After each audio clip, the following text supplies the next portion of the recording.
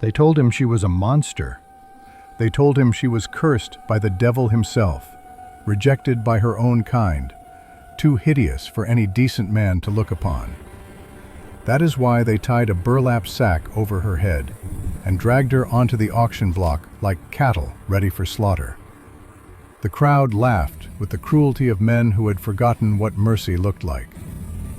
The auctioneers sneered with the practiced contempt of someone who had sold human dignity so many times it no longer registered as sin. But Tobias McAllister, the solitary mountain man they called Bear, he did not laugh.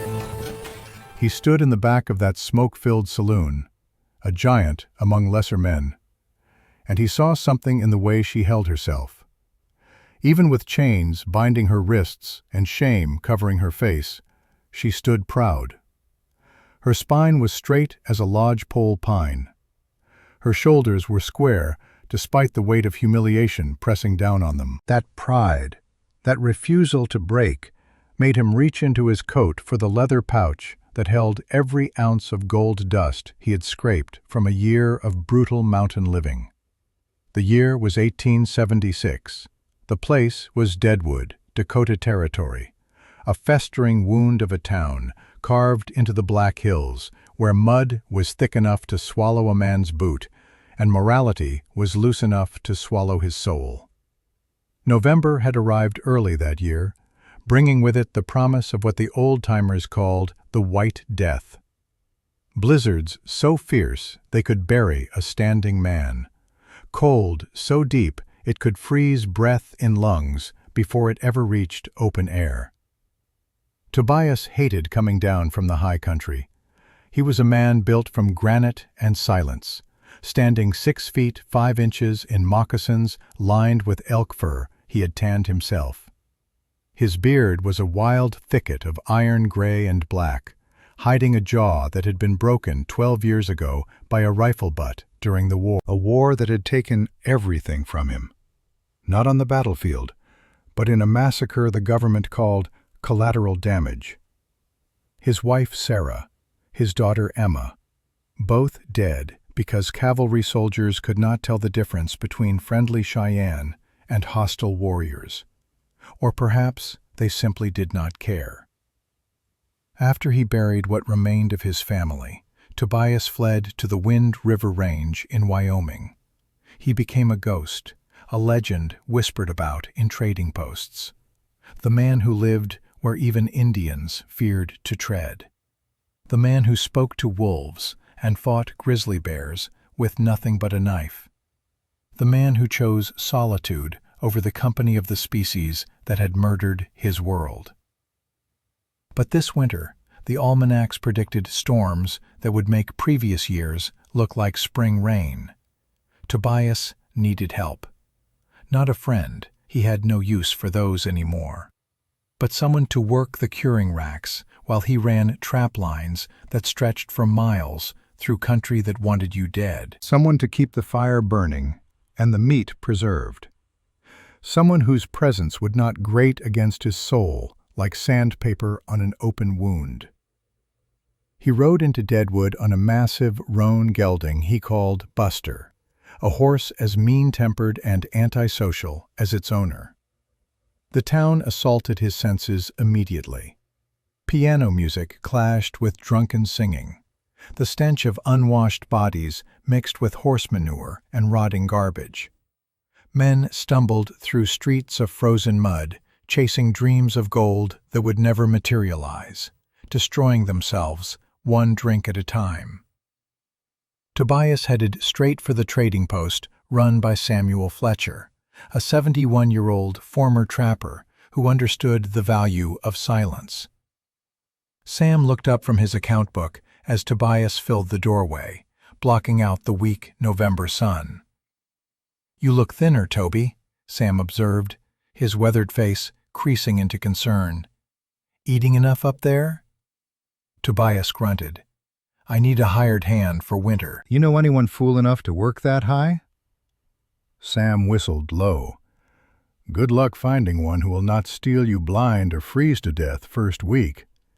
Everyone in this cesspool is either chasing gold or running from the law, sometimes both.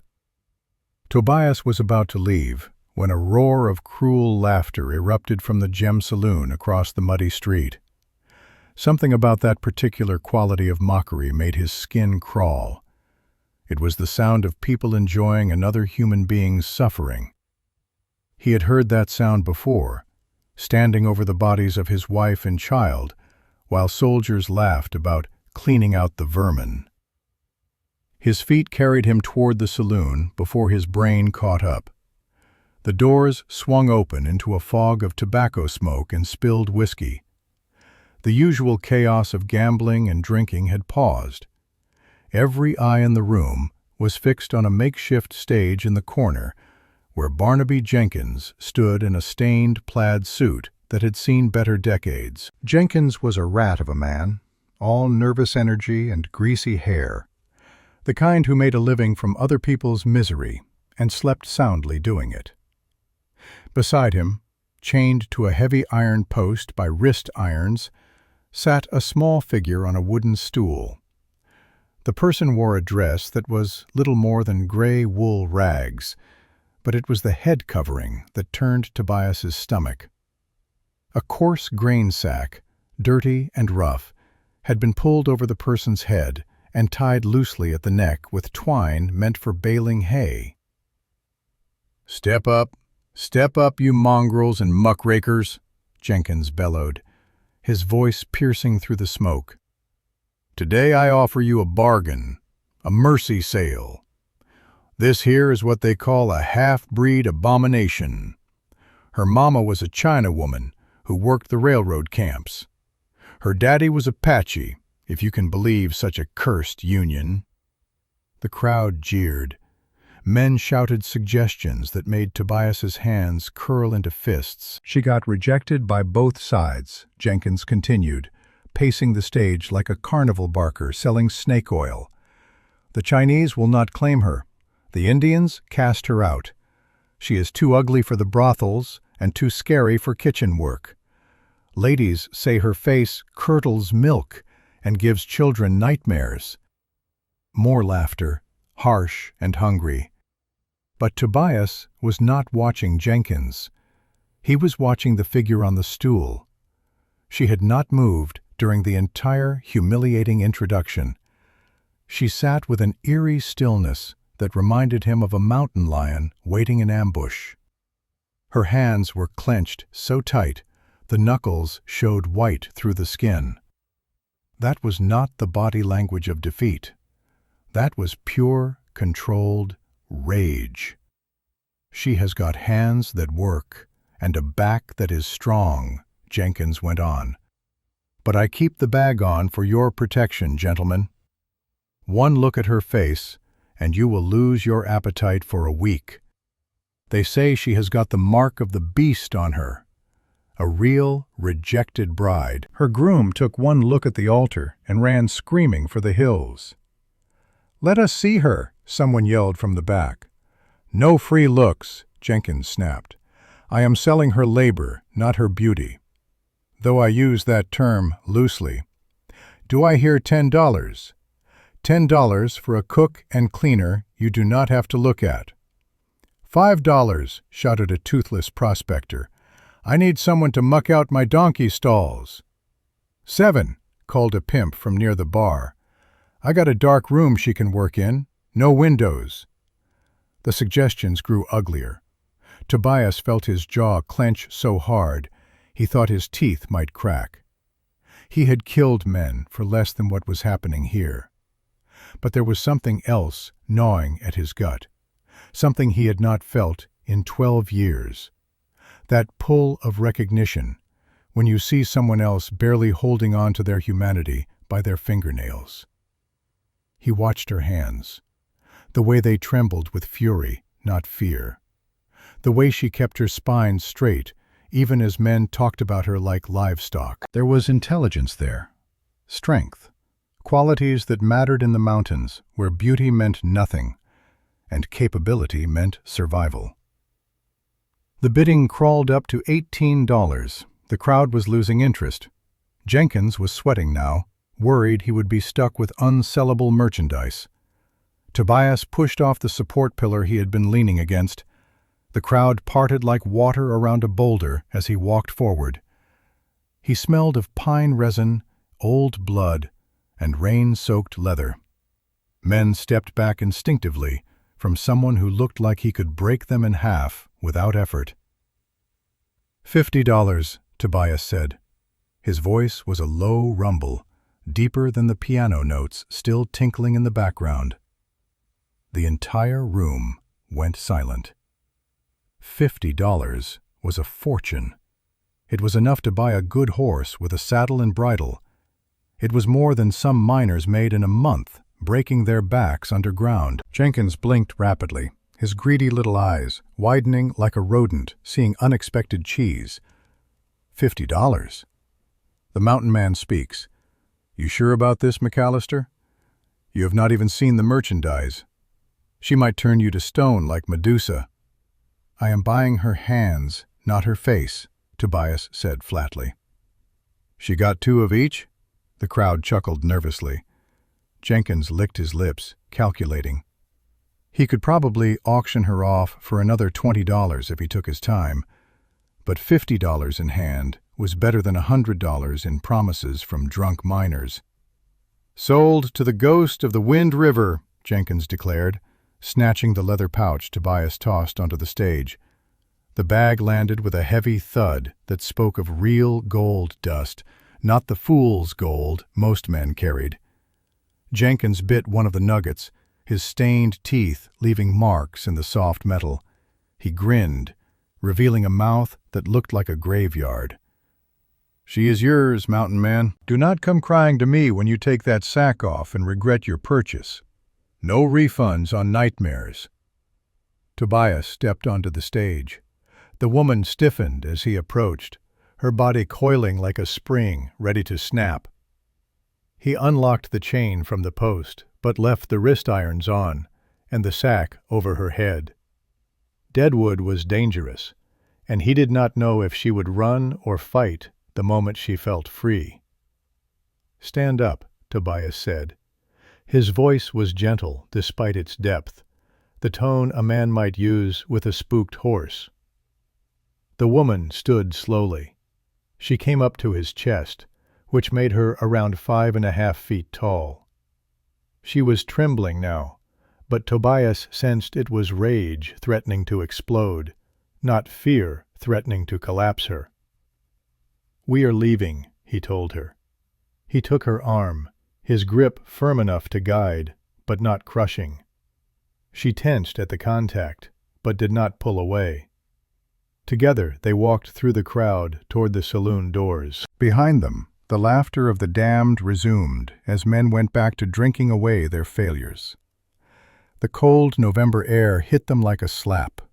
Snow was already falling, fat flakes that would become a blizzard by nightfall.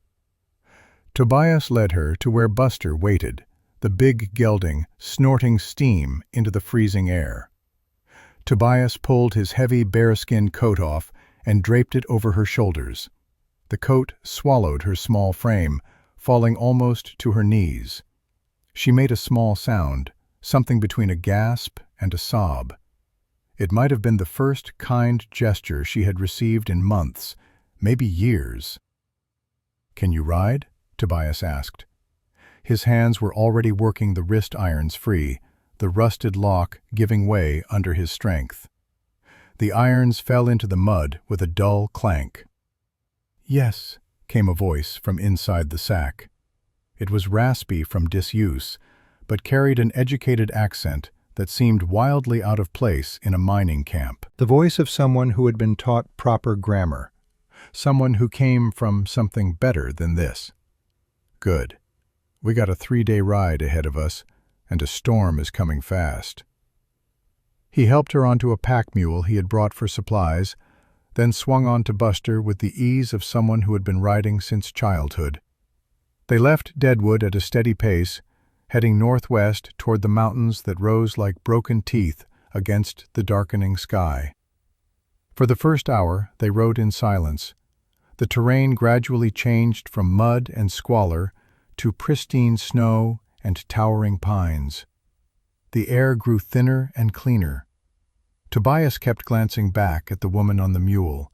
She sat well, balanced and confident, despite not being able to see properly. That spoke of experience. Good experience. As they climbed higher into the foothills, the snow began falling harder. Visibility dropped.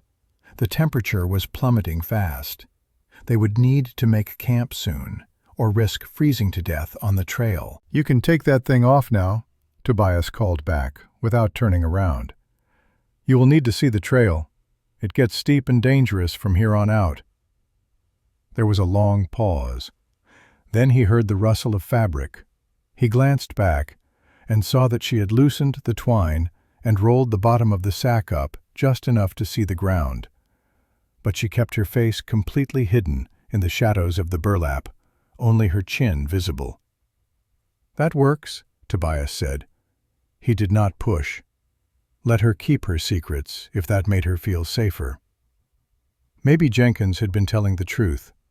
Maybe her face was burned or scarred by disease. In the mountains, beauty did not matter, only capability, only the will to survive. By the time full darkness fell, they had climbed high enough that the air was knife-sharp in the lungs. Tobias found a shelter beneath a rocky overhang, protected from the wind by ancient spruce trees that had stood longer than any human settlement. He worked with practiced efficiency, building a fire, setting up a lean-to with a canvas tarp, and unpacking supplies. The woman sat by the growing fire, still wearing his coat, the sack still over her head. She had pulled the buffalo robe around her shoulders that he had handed her without comment. The fire cast dancing shadows across the overhang, turning the space into something almost comfortable. Tobias handed her a tin cup of coffee he had brewed in a battered pot and a strip of dried venison. "Here, eat." She took the food with hands that were surprisingly graceful, despite the rough treatment they must have endured. To eat, she had to lift the sack slightly. She turned her back to him, giving herself privacy. He heard her chewing slowly, savoring every bite. When was the last time this woman had eaten a full meal? "I am not going to hurt you, girl," Tobias said as he cleaned his rifle by the firelight. The familiar task settled his nerves. "And I do not care what you look like." "I have seen men scalped alive. I have seen bears half-eaten by wolves while still breathing. A scar does not frighten me." The woman paused, the cup halfway to her hidden mouth. For the first time since leaving Deadwood, she spoke. "It is not the scare I am worried about, Mr. McAllister." Her voice carried that strange, melodic accent he could not place, educated, refined. How did a woman who spoke like that end up on an auction block? "Then what is it?" Tobias asked, genuinely curious now. "Disappointment. You paid $50 for a monster. If I am not one, you might feel cheated. If I am one, you might cast me out into the snow to die." "I do not cast out anything that works," Tobias said bluntly. "Take it off. I need to know who I am sleeping near. I do not like secrets in my camp." The wind howled outside their shelter, making the fire dance wildly. Snow was coming down in sheets now, the blizzard he had predicted arriving right on schedule. The tension in their small protected space grew thick enough to cut. The woman set down the coffee cup with shaking hands. Her fingers went to the rough fabric covering her head. Tobias stopped cleaning his rifle. He watched, steeling himself. He expected burns. He expected a missing nose or eye. He expected the horror Jenkins had promised. She gripped the top of the sack with both hands and pulled upward. The coarse fabric slid up over her shoulders, over her neck, and finally cleared her head in one smooth motion. She shook her hair out, a cascade of black silk that fell to her waist. Tobias's breath caught in his throat. The air left his lungs in a sharp, audible gasp that echoed off the stone walls. She was not a monster. The woman before him was striking in a way that defied easy description. She had porcelain skin that seemed to glow in the firelight, a sharp contrast to the raven-black hair that framed her face. Her features were a perfect blend of two worlds: high cheekbones from her Apache father, delicate bone structure from her Chinese mother. But it was her eyes that held him frozen. One was a piercing, icy blue that seemed to look straight through to his soul. The other was a deep, flecked hazel that burned with amber fire. Heterochromia, the medical books called it. The superstitious called them witch eyes. But that was not why Jenkins had hidden her face. Running down the right side of her face, from temple to jawline, was a thin, jagged mark. Not a natural scar from an accident or disease. This was deliberate, a brand, burned into her flesh with hot iron, the wound barely healed, still angry and red. The design was unmistakable. A stylized dragon, Chinese in origin, coiled inside a circle. Below it, scarred into her cheek, were letters: V-A-N-D-E-R. Someone had branded her like livestock, marked her as property.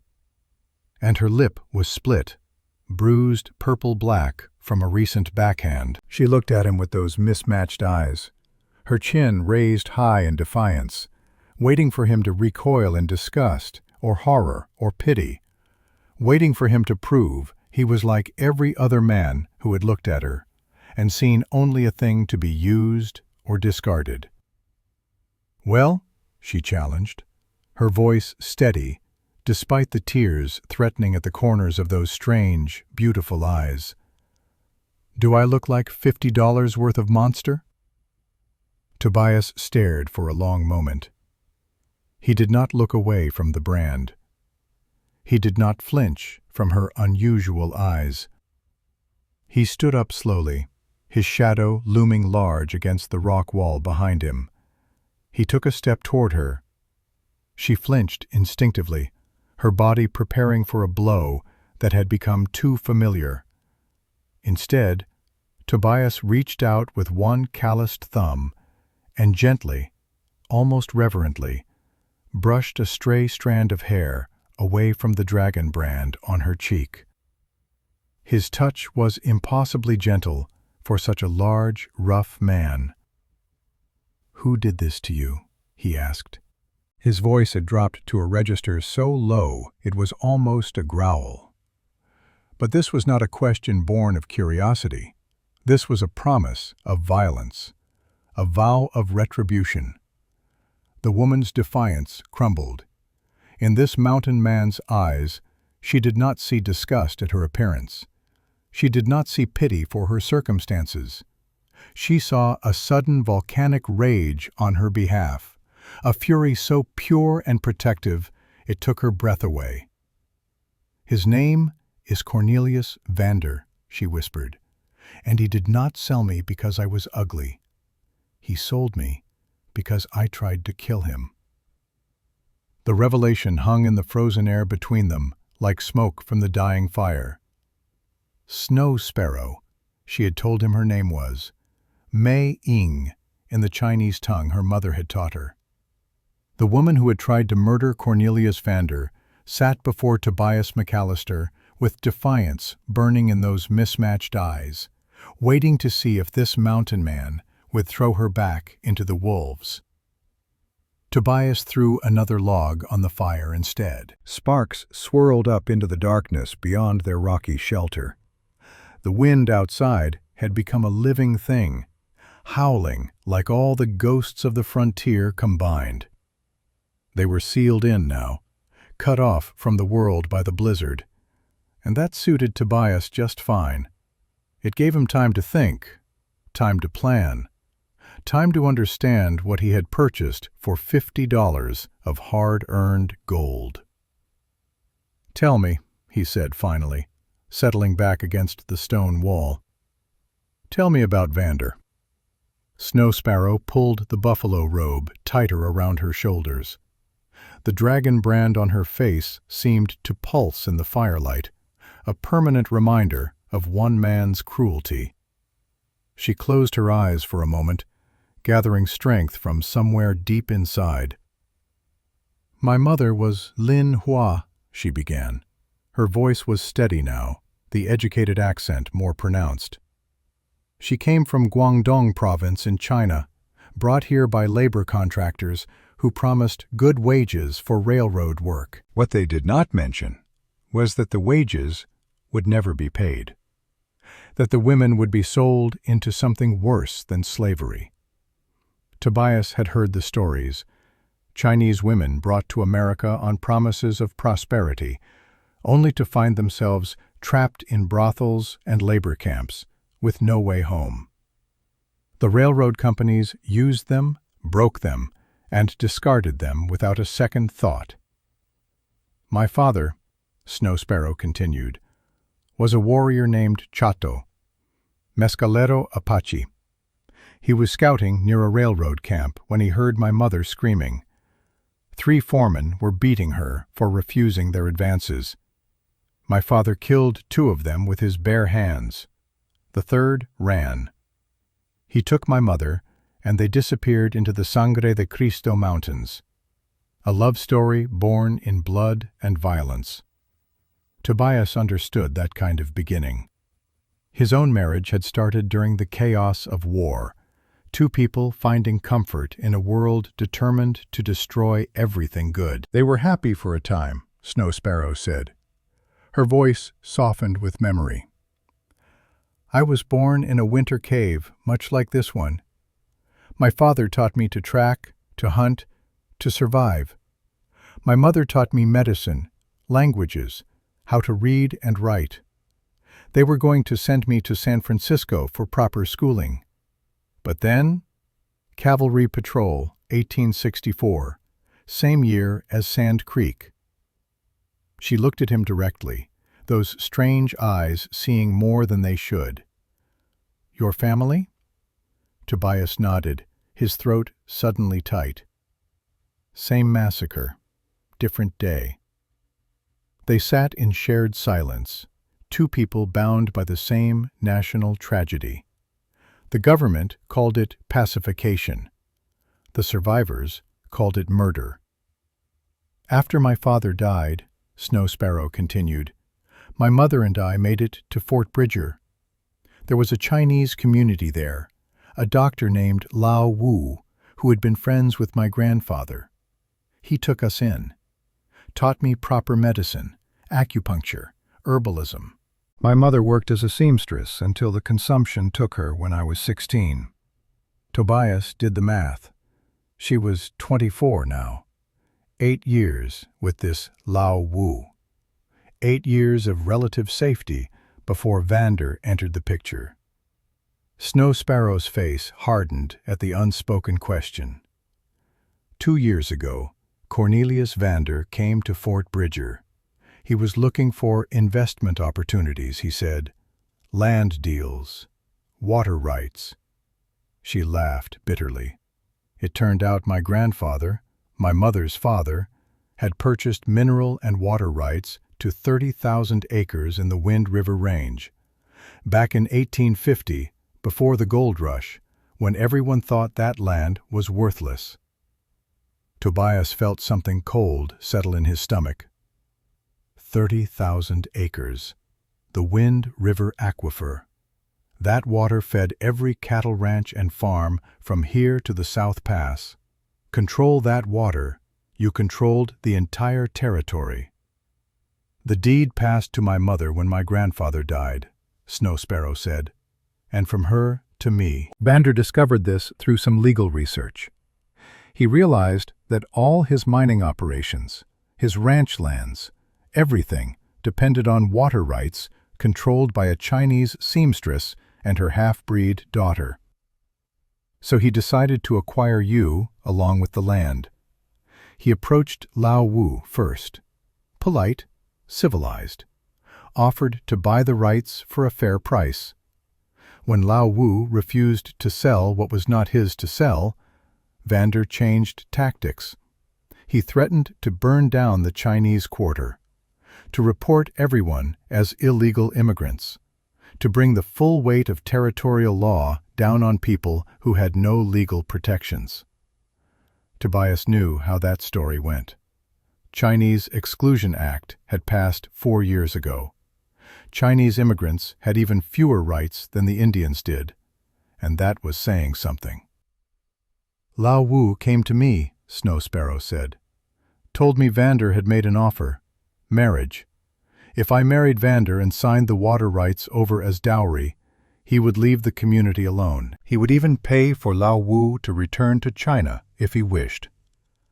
A generous offer, Vander called it. But you refused. I went to the meeting intending to refuse. Snow Sparrow's hands clenched in her lap. Vander was charming at first, handsome in a cold way. He spoke of partnership, of building an empire together. He promised I would want for nothing. But his eyes, her voice dropped, his eyes looked at me the way men look at horses, evaluating, calculating worth. So you attacked him. So I married him, Snow Sparrow corrected. Because Vander made it clear that refusal meant the Chinese quarter would burn that very night. He had men positioned, ready. I could see them from the window. So I spoke the vows that meant nothing. I signed the papers that he put in front of me. And then came the wedding night. She paused, and Tobias saw her hands begin to shake. He wanted to tell her she did not have to continue, but he needed to know what kind of devil they were running from. He had a branding iron waiting, Snow Sparrow said flatly, already heated in the fireplace of his bedroom. He told me that every rancher brands his stock, that I needed to understand what I was now. Property. His property. The dragon was his family crest, he said, a symbol of power from the old country. He had it specially made. The burn took a long time. I could smell my own flesh cooking. When he was finished with my face, he moved to my arms, my back. He wanted to mark every visible piece of me. That is when I stopped screaming and started fighting. There was a letter opener on his desk, silver, very sharp. I got it into my hand and I drove it into his arm as deep as it would go, buried it to the hilt. Good, Tobias said. His voice was savage. The fire reflected in his eyes made him look like an ancient warrior, something primal and dangerous. You should have aimed for his throat. I tried. He was stronger. But while he was pulling the blade out and screaming for help, I ran. Stole a horse. Rode for 2 days before the horse died under me. I was trying to make it back to Fort Bridger when Vander's men caught me. They dragged me back. He put the sack over my head himself. Said he could not stand to look at what I had become. Said I had spoiled his property, and now he would sell me for whatever the market would bear. He sold you to Jenkins for $50. Snow Sparrow looked at Tobias with something that might have been the beginning of hope. The same price you paid. Vander told Jenkins to make sure I ended up somewhere I would be worked to death within the year. Somewhere humiliating. A brothel basement or a mining camp latrine. He wanted me to suffer for defying him. Tobias stared into the fire, his mind working through scenarios and possibilities. Vander sounded like the worst kind of man. Rich enough to think himself above consequences, powerful enough to make most consequences disappear. And now he had a wife who had tried to kill him, running loose with a mountain hermit. If he finds out you are alive and with me, Tobias said slowly, he will come hunting. He thinks I am broken, Snow Sparrow replied. He thinks I will die in some basement, used up and forgotten. He thinks the sack and the auction broke whatever spirit I had left. But it did not. No. She met his eyes, and Tobias saw the steel core that had kept her alive through hell. It made me angry, and anger is better fuel than despair. They spent the rest of that night talking in careful increments, building trust through shared stories and comfortable silences. Tobias told her about the family he had lost, the reason he had fled to these mountains 12 years ago. The words came slowly, painfully, like drawing splinters from an old wound. Snow Sparrow listened without interrupting, understanding that some stories needed to be told in their own time. Snow Sparrow listened without judgment or pity, only understanding. She told him about growing up between two worlds, never fully belonging to either. About the Chinese children who called her ghost eyes, and the Apache children who said she smelled wrong. About finding her identity, not in what others said she was, but in what she chose to become. By dawn, the blizzard had passed, leaving the world wrapped in pristine white silence. They emerged from the shelter to find 3 feet of fresh snow and a sky so blue it hurt to look at directly. Tobias saddled the horses, while Snow Sparrow packed their supplies with an efficiency that spoke of practice. The remaining 2 days of travel passed in a rhythm that felt almost comfortable. They did not talk much, but the silence between them was companionable rather than awkward.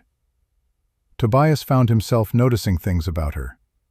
The way she sat a horse like someone born to it. The way she could spot game trails he had almost missed. The way she hummed Apache songs under her breath when she thought he was not listening. On the second day, they came across a deer, young and healthy, grazing in a mountain meadow. Tobias raised his rifle, but Snow Sparrow put a hand on his arm. "Wait," she whispered. "Look closer." Tobias looked. At first, he saw nothing unusual. Then he noticed the doe standing in the tree line, watching. The young deer was her fawn, nearly grown, but still learning. If they killed it now, the mother would spend the winter calling for offspring that would never answer. "Find another," Snow Sparrow said softly. "That one is still loved." They found a buck an hour later, old and starting to fail. Clean shot to the heart. They dressed it together, Snow Sparrow's knife work as skilled as his own. She harvested specific organs with the precision of someone who knew their medicinal value. The liver for iron, the heart for strength, the fat for winter fuel. "Your father taught you well," Tobias observed. "My father taught me to respect what we kill," she corrected. "To waste nothing. To understand that taking a life, even for food, is a sacred responsibility." That night they made camp in a grove of aspen trees that glowed gold even in the fading light. Snow Sparrow cooked the venison with herbs she had brought from Fort Bridger, Chinese spices that made the meat taste like nothing Tobias had ever experienced. He ate 3 helpings, too impressed to be embarrassed. "This is damn good cooking," he admitted. Snow Sparrow smiled, the first real smile he had seen from her.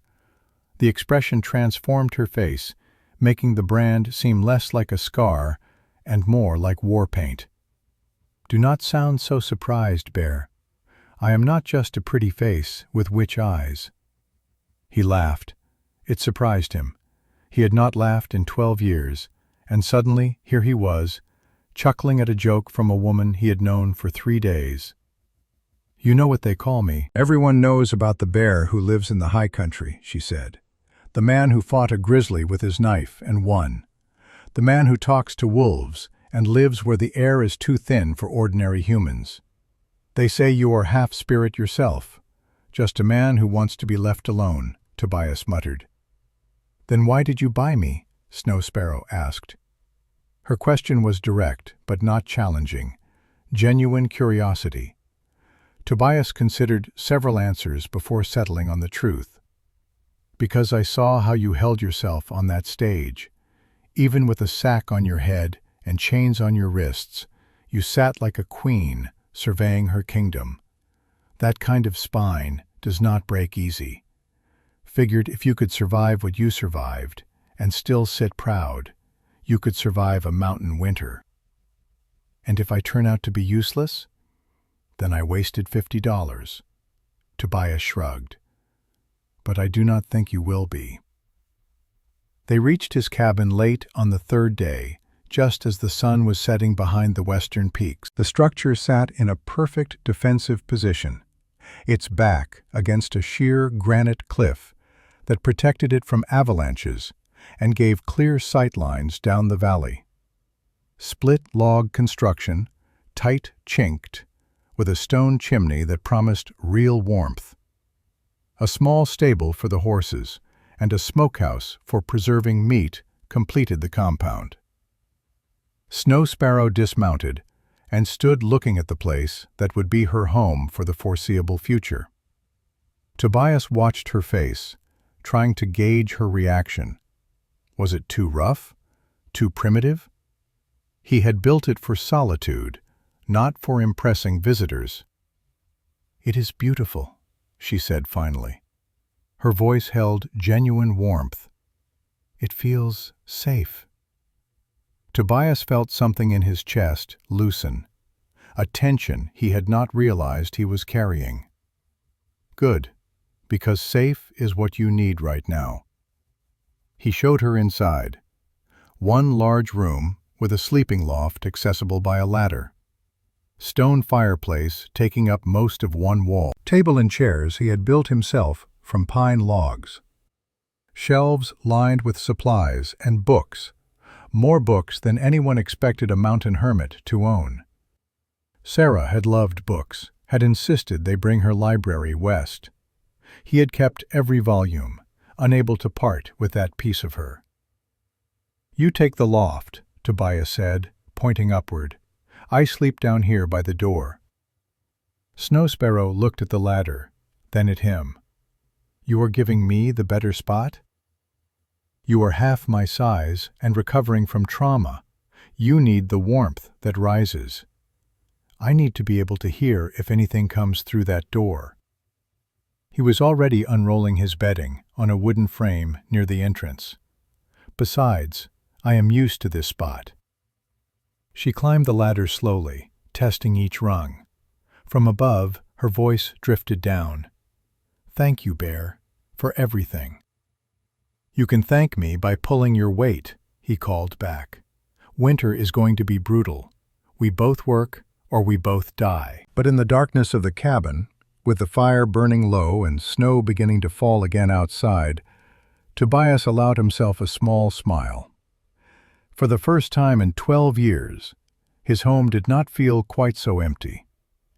And for reasons he could not fully explain, that terrified and comforted him in equal measure. The first week passed in a strange domestic truce that surprised them both.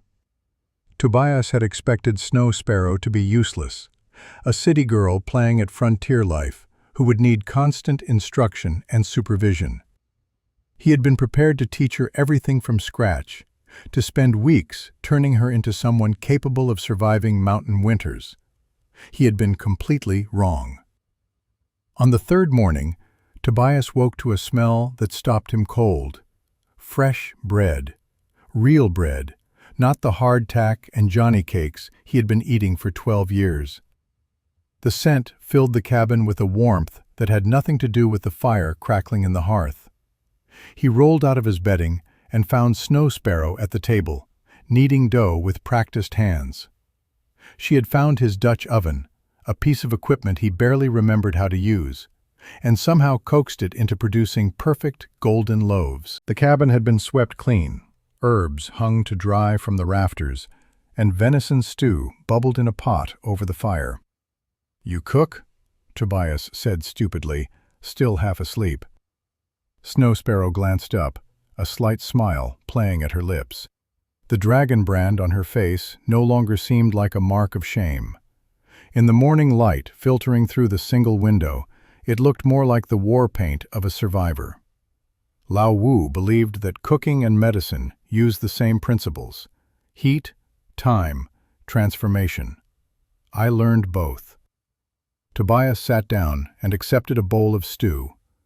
The first bite made his eyes widen.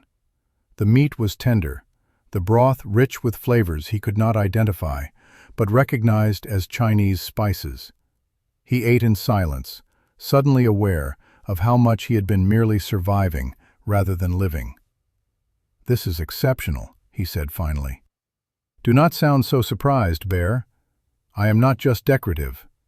There was humor in her voice, dry and subtle. Tobias found himself almost smiling around a mouthful of bread. "You are full of surprises.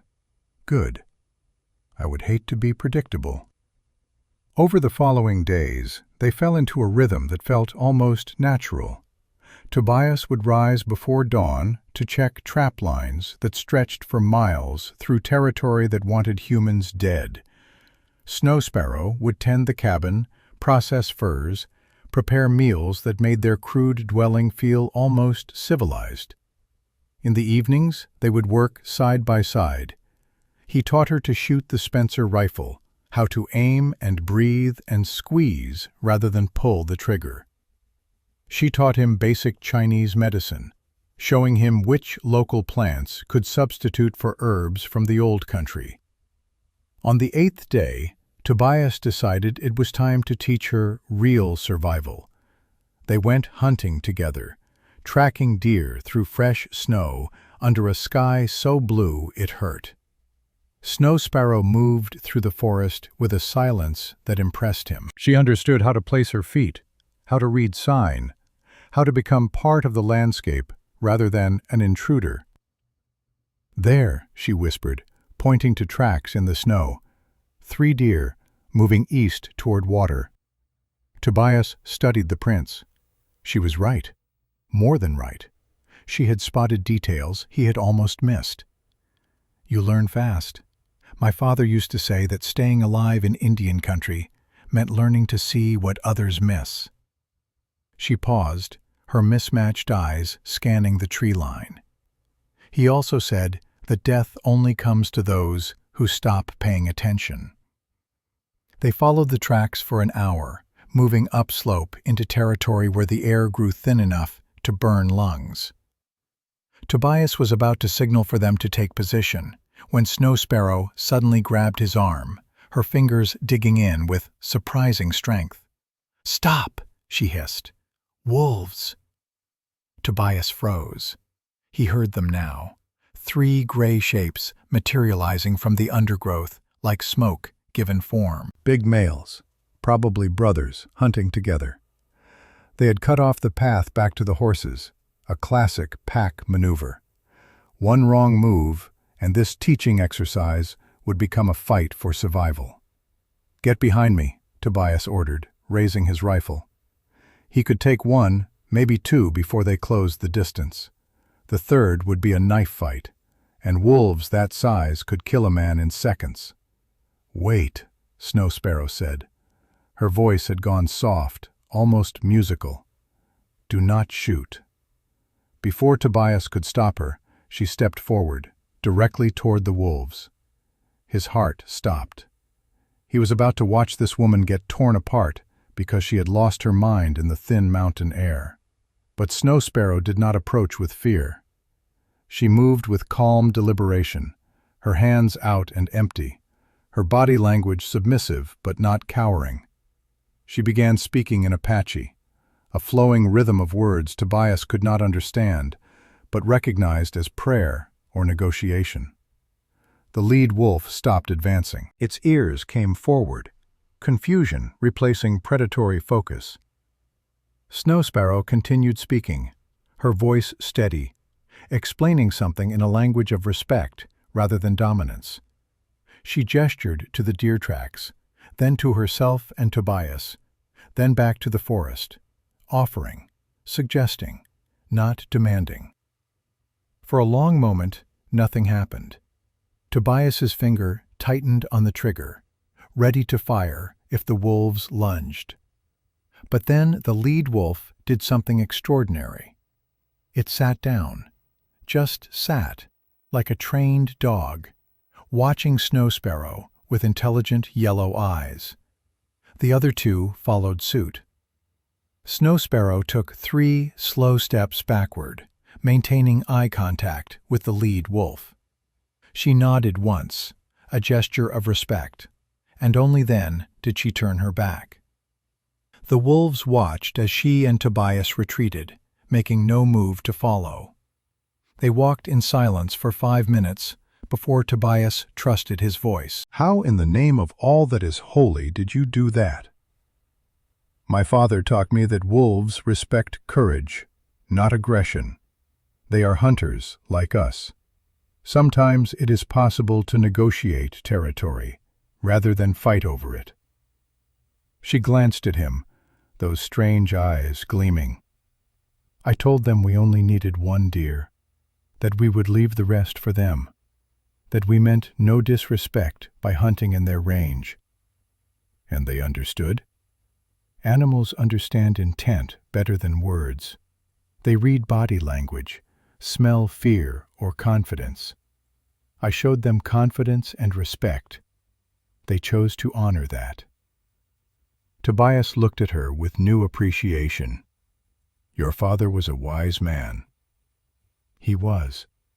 Snow Sparrow's voice went soft with memory. "The cavalry did not think so.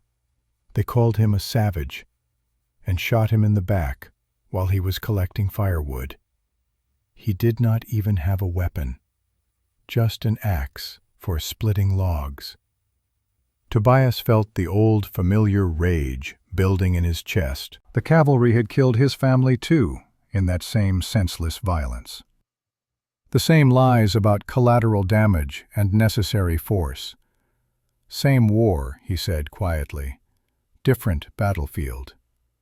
Same lies about who the savages really were. They found a different deer an hour later, an old buck past his prime, moving slowly with the stiffness of age. One clean shot from Tobias put it down mercifully. They dressed it together, Snow Sparrow's knife work as skilled as any hunter he had known.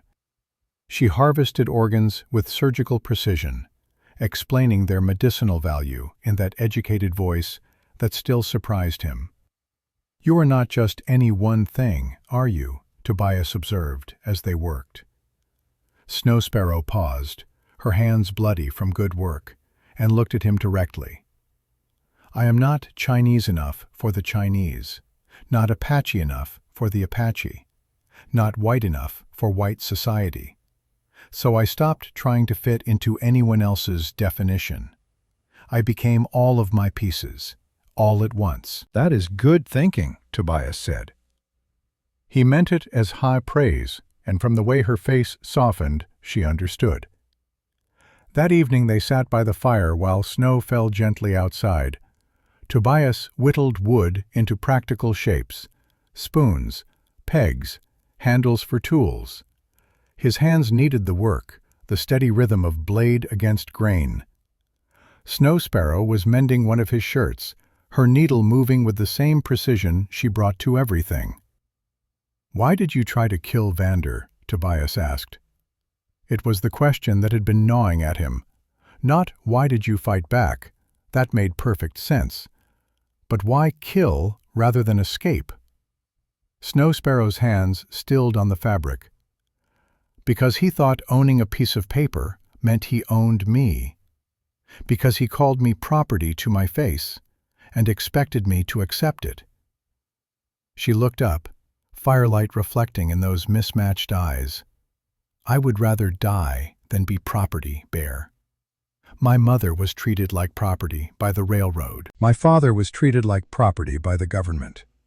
I decided that legacy ended with me. Even if it meant dying, especially if it meant dying. There are worse things than death. Living without dignity is one of them." Tobias nodded slowly. He understood that philosophy.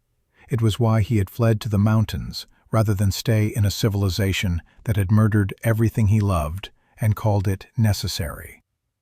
Sometimes the only way to maintain humanity was to remove yourself from those trying to take it from you. "Try to whistle," Snow Sparrow said suddenly, changing the subject in that abrupt way she had when emotions ran too deep. "What?" "Whistle. Like this." She puckered her lips and produced a perfect bird call, something between a meadowlark and a canyon wren. Tobias tried, failed, tried again with the same result, producing nothing but breathy air and frustration. Snow Sparrow laughed, a sound so pure and unexpected that Tobias found himself grinning despite his failure. "You can track in a blizzard, fight grizzly bears, and survive alone in these mountains, but you cannot whistle?" "Can you speak 4 languages?" Tobias shot back. "Yes, actually. Apache, Chinese, English, and Spanish." "Well, I can barely manage English, so we're even." They both laughed then, the sound filling the cabin with something that had been missing for too long. Joy. Simple, uncomplicated human joy at being alive and in good company. The moment shattered when Snow Sparrow went to clean up from dinner. She was sweeping the floor near the western wall when one of the planks shifted under her weight. She knelt, curious, and pried at the loose board. Underneath was a hollow space, and inside that hollow were documents wrapped in oilcloth. "Bear," she called, "you need to see this." Tobias came over, suddenly wary. He had forgotten about that hiding place. It held things he had not looked at in over a decade. Photographs of Sarah and Emma, his discharge papers from the cavalry, letters from his mother back east. But there was something else, too, something he had shoved down there and tried to forget. Snow Sparrow pulled out the documents carefully, unfolding yellowed paper covered in both English and Chinese characters. Her breath caught as she began reading, her finger tracing the intricate calligraphy. "Bear," she said slowly, "do you know what this is?" "Old land deed. Bought the cabin and about 40 acres from a Chinese prospector back in '65. Paid him with furs and labor since I had no cash. He said I could have it cheap because nobody wanted land this high and useless. This is not just 40 acres. Snow Sparrow's voice had gone very quiet. This is 30,000 acres. Mineral and water rights to most of the Wind River Range. And the name on the deed? Her finger pointed to Chinese characters Tobias could not read. This is my grandfather's name, Lin Zhen. The cabin seemed to tilt. Tobias sat down heavily on the nearest chair. "What are you saying?" "I am saying you have been squatting on my land for 12 years. Snow Sparrow looked up at him, something between shock and humor playing across her features. "You bought this cabin from my grandfather, probably a year before he died, and he sold you property he had purchased in 1850, back when everyone thought this range was worthless rock and snow. But it is not worthless, no." She carefully refolded the document. "The aquifer that feeds every ranch and farm in Wyoming runs under this land. My grandfather bought water rights when water was cheap and nobody understood its value. Now those rights are worth more than all the gold in the Black Hills." The pieces clicked into place with horrible clarity. "Vander wants this, not just you, this. He wants both. If he marries me, the deed transfers to him through legal marriage. If he kills me without marriage, the state takes it, and he can negotiate with territorial government, which he already controls through bribes and influence." She met Tobias's eyes. "That is why he branded me. He was trying to break me down until I would sign it over willingly. less complicated than murder. And now you are here, on the very land he is trying to control, with a man who knows how to shoot and has 12 years of experience surviving in territory that kills unprepared men. Snow Sparrow smiled, but there was no humor in it. If Vander discovers where I am, he will send everyone he has. Then we need backup, Tobias said. We need allies, people who can testify to what he did, people who can make this a legal fight, not just a shooting war. I know people. Snow Sparrow touched the jade pendant at her throat, a gift from her mother she had never removed. Lao Wu in Fort Bridger, he witnessed the forced marriage. And my cousin Nige, Red Skywalker's son. They are Apache, and they do not love men like Vander who think they own the earth itself. Can they be trusted? They cast me out once for being mixed blood. But sometimes people grow. Sometimes circumstances change minds. She looked at the deed in her hands. This paper represents water, life itself in this country. If Vander controls it, he controls who lives and who dies for the next 100 years. That is bigger than old prejudices. We ride out tomorrow, Tobias decided. But first, we hide this deed somewhere even Vander's men cannot find it. And we teach you to shoot better, because when this storm breaks, it will break violent. That night, Tobias lay in his bedroll by the door, listening to Snow Sparrow's breathing from the loft above. She had finally fallen asleep after hours of restless turning. He understood her fear. They had stumbled into something far larger than two people trying to survive winter. They had placed themselves directly in the path of a man who commanded resources and violence in equal measure. But as Tobias checked his rifle in the darkness and counted his ammunition, he realized something had changed in him. For 12 years he had been surviving, moving through the world like a ghost, half dead already. Now, looking up at the loft where a woman with witch eyes and a dragon brand slept fitfully, he felt something stir that he thought had died with his family. Purpose. Not just survival, but a reason to fight, a reason to win. Outside, the wind picked up, carrying with it the promise of storms to come. But inside the cabin, two survivors prepared for a different kind of storm. The kind that came with guns and greed, and the casual cruelty of powerful men who thought themselves untouchable. They had 3 weeks before Cornelius Vander's world and theirs would collide. 3 weeks to gather allies, to plan, to prepare. 3 weeks before the dragon brand on Snow Sparrow's face would become a declaration of war rather than a mark of shame. 3 weeks before $50 worth of rejected bride would prove to be the worst investment Cornelius Vander ever made. The training began at first light. Tobias had Snow Sparrow outside in the bitter cold, the Spencer rifle heavy in her arms, her breath coming in white clouds that dissipated in the mountain air. The target was a pine log he had marked with charcoal, 50 yards downslope, where the meadow opened up. "Breathe out," Tobias instructed, standing behind her. His voice was low and steady, the tone of a man who had taught green cavalry recruits how to stay alive. "Squeeze the trigger. Do not pull it. Let the shot surprise you." Snow Sparrow's first attempt went wide, the bullet kicking up snow 3 feet left of the target. She lowered the rifle, frustration evident in the set of her shoulders. "Again," Tobias said.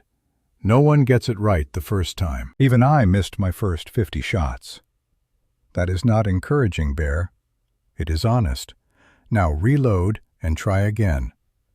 By the 5th shot, Snow Sparrow had begun to find the rhythm. Tobias stood close, adjusting her stance, his large hands gentle as they corrected her grip. There was an intimacy to the teaching that neither acknowledged but both felt. His breath warm against her ear as he explained sight picture, her body leaning back slightly into his solid presence as she fought the rifle's recoil. The 10th shot hit the target dead center. Snow Sparrow gasped, a smile breaking across her face that transformed the dragon brand from scar to badge of honor. "I did it." "You did it." Tobias felt pride swell in his chest, an emotion he had not experienced since Emma had read her first complete sentence without help. "Now do it 9 more times in a row." They spent 3 hours in the cold before Tobias was satisfied. Snow Sparrow's hands were raw and her shoulder would be bruised from the rifle's kick, but she could hit the target with enough consistency to be dangerous. More importantly, she had lost the hesitation that marked inexperienced shooters. She had learned to respect the weapon without fearing it. Inside the cabin, Snow Sparrow turned the tables. She had laid out herbs and roots on the table, each carefully labeled in both Chinese characters and English. She pointed to a twisted brown root that looked like a miniature person. "Ginseng," she said. "In Chinese medicine, we believe it strengthens vital energy. Here in your mountains, I have found a cousin plant. Not true ginseng, but similar properties. Good for endurance, for recovery from injury." Tobias picked up the root, examining it. "How do you prepare it?" "Boil it slowly for hours. The water becomes medicine."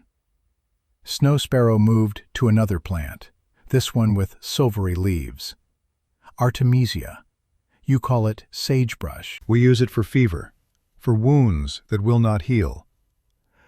My mother taught me that sometimes Chinese medicine and Apache medicine are the same plant with different names." Over the next several days, they built something neither had expected. Not just skills, but trust. The kind of trust that comes from teaching and being taught, from respecting each other's knowledge. Tobias showed Snow Sparrow how to read weather in cloud formations, how to predict snowfall by the way ravens flew. She taught him acupressure points that could relieve pain, herbal remedies that could fight infection better than whiskey and prayer. On the 14th evening, they sat by the fire as snow fell gently outside. Tobias was repairing a leather harness, while Snow Sparrow mended his spare coat. Domestic tasks that felt almost peaceful, almost normal. "Tomorrow I check the far trap line," Tobias said, "the one up near Razor's Edge. Be gone most of the day." "I will come with you," Snow Sparrow offered. "Too dangerous. That is vertical country. One wrong step, and you are falling 500 feet. "Then teach me to be careful." She set down the needle and looked at him with those unsettling, mismatched eyes. "You cannot protect me from everything, Bear. Eventually, I need to be able to protect myself." "You are learning to shoot." "Shooting is one skill. I need them all." She leaned forward, firelight casting shadows across her face. "My father used to say that the safest person in the mountains is the one who knows the mountains, not the one who hides from them." Tobias studied her for a long moment. She was right, and he knew it. Keeping her dependent would only make her vulnerable in the long run.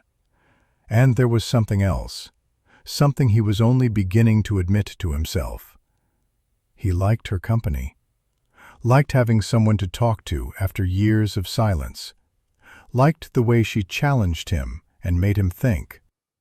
"All right," he said finally, "but you do exactly what I say when I say it. No questions, no hesitation. One mistake up there and we are both dead." "Agreed." They rode out before dawn, following a trail only Tobias knew, one that wound upward through terrain so steep the horses struggled. The path clung to cliff faces, crossed ice-slicked rock, and disappeared entirely in places where they had to dismount and lead the animals by hand. Snow Sparrow proved herself again, moving with the confidence of someone who understood that fear was healthy, but panic was fatal. The trapline yielded 3 marten and a bobcat, good furs that would trade well. But as they approached the last trap, something made the hair on Tobias's neck stand up. A wrongness in the air. A smell that did not belong. He raised his hand, signaling Snow Sparrow to stop. She froze instantly, reading the tension in his body. Tobias dismounted slowly, his rifle already in hand. He studied the snow around the trap with eyes that had tracked everything from elk to enemy soldiers. The tracks were fresh. 3 horses, shod with iron. They had circled this area within the last few hours, then headed back down toward the valley, toward his cabin. "We need to go," Tobias said. His voice was tight with controlled fear. "Now." "What is wrong?" "Company. The kind that does not knock." They rode hard, abandoning caution for speed. The horses sensed their urgency and gave everything they had, lungs heaving in the thin air. They reached the cabin as the sun was setting, painting the snow orange and red like spilled blood. The cabin looked undisturbed from the outside. No broken windows, no kicked-in door. But Tobias could see tracks in the snow, multiple sets, recent. Someone had been here, walking the perimeter, checking lines of sight, scouting. Inside, Tobias worked fast. He barred the door, shuttered the windows, loaded every weapon he owned. 3 rifles, 2 pistols, and his father's old shotgun that kicked like a mule. He handed Snow Sparrow the Spencer and a box of cartridges. "Remember what I taught you?" She nodded, checking the rifle with hands that trembled only slightly. "I will not miss." "Good, because they are coming." "How do you know?" "Because if I was hunting someone, I would scout first, then attack at night, when they are vulnerable." He moved to the window, peering through a crack in the shutter. "We have maybe an hour before dark, maybe less." "What do we do?" "We make them regret finding us." Tobias had built the cabin with defense in mind. The door was thick oak, reinforced with iron bars. The windows were small and set high, difficult to shoot through from outside. The back wall was the cliff face itself, solid granite that could not be breached. Any attack would have to come from the front or sides, across open ground with no cover. But 3 armed men could still overrun 2 people if they were determined enough. The key was making the cost high enough that determination faltered. The first shot came as twilight deepened into true night. A bullet punched through the shutter, showering them with splinters. Tobias had been expecting it, was already moving, already returning fire through the gap. The muzzle flash outside told him where the shooter was, behind the woodpile, about 40 yards out. A voice called from the darkness. "McAllister, we know you are in there. We know you have the girl. Send her out and we will leave you in peace. You have my word as a gentleman." Tobias recognized that voice. Benjamin Holloway, Vander's foreman. A man with a reputation for brutality, dressed up as efficiency. A man who had once broken a miner's legs for stealing a candle, yet wore a tarnished silver locket around his neck that he touched when he thought no one was watching. A man of contradictions that Tobias had never bothered to understand. "Your word is worth about as much as a Confederate dollar," Tobias shouted back. which is to say, nothing at all. Now get off my land before I bury you in it.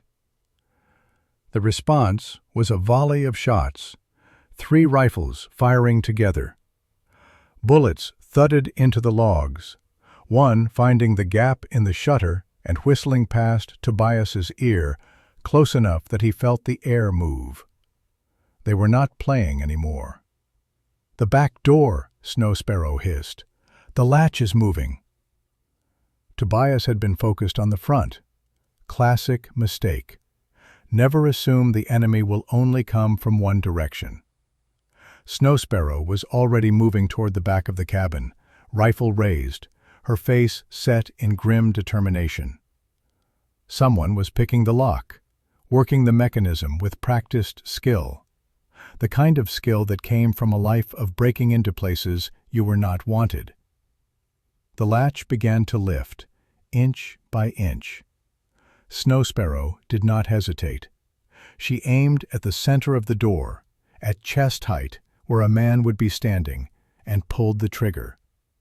The Spencer boomed in the confined space, loud enough to hurt ears. The heavy bullet punched through the pine planks like they were paper.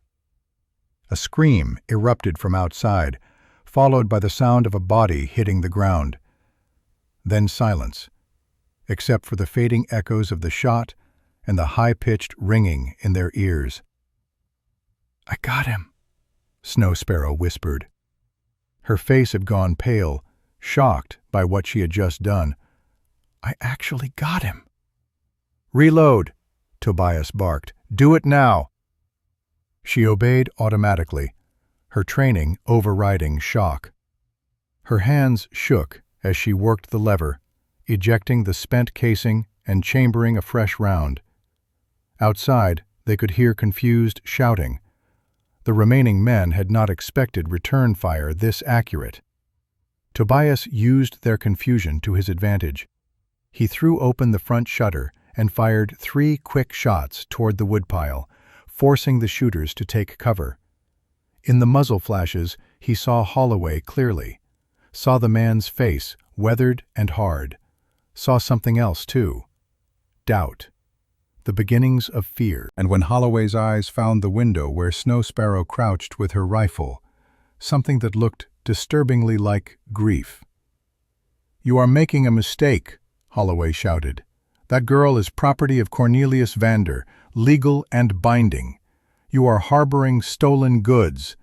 She is a human being, you son of a bitch," Tobias roared back. "And the only mistake here is you thinking you could take my home." The standoff continued as night deepened. Shots exchanged, positions shifted. Holloway tried flanking from the north side, forcing Tobias to fire blind into the darkness. They were testing defenses, probing for weaknesses. Professional work from men who knew their business. But as the temperature dropped and the moon rose, Tobias began to worry about something else. They had food and water inside the cabin. The attackers did not. But if Holloway was willing to wait, to siege them rather than assault directly, things could get very bad very fast. Because somewhere out in that darkness was a 4th man. The one Tobias had not seen in the tracks. The one who had not fired yet. The sniper. "Get down!" Tobias yelled. But he was already moving, already too late. The shot came from high ground to the east, from the ridge above the cabin. The bullet took him in the left shoulder, spinning him around and dropping him to the floor. Pain exploded through his body, white and hot and overwhelming. "Bear!" Snow Sparrow screamed. She dropped her rifle and ran to him, her hands immediately going to the wound. Blood pulsed between her fingers, hot and slick. "I am all right," Tobias gasped. But he was not all right. The bullet had gone through, which was good, but it had taken meat and maybe nicked something important. He could feel his arm going numb, feel shock trying to drag him down into darkness. "We have to run," Snow Sparrow said. Her voice was tight with controlled panic. We cannot hold them if you are wounded. Through the back, Tobias managed. While they are focused on the front, the cave, up on Razor's Edge. Can you find it? I will find it. Snow Sparrow was already moving, stripping blankets, grabbing supplies. She worked with the efficiency of someone who had done emergency medicine before, who knew that speed mattered as much as care. She got Tobias to his feet, his good arm around her shoulders, his weight pressing down. They went out the back door, stepping over the body of the man Snow Sparrow had shot. Tobias caught a glimpse of the face. Young, maybe 25. Dead eyes staring at stars he would never see again. They stumbled into the darkness, into the forest, into the teeth of the night. Behind them, Holloway's men realized too late that their quarry was escaping. Shots rang out, wild and panicked. Bullets clipped branches and kicked up snow, but Snow Sparrow kept moving, half carrying, half dragging a man twice her size, driven by determination and something stronger than fear. They made it 200 yards before Tobias collapsed. He tried to get up, tried to keep moving, but his body would not obey.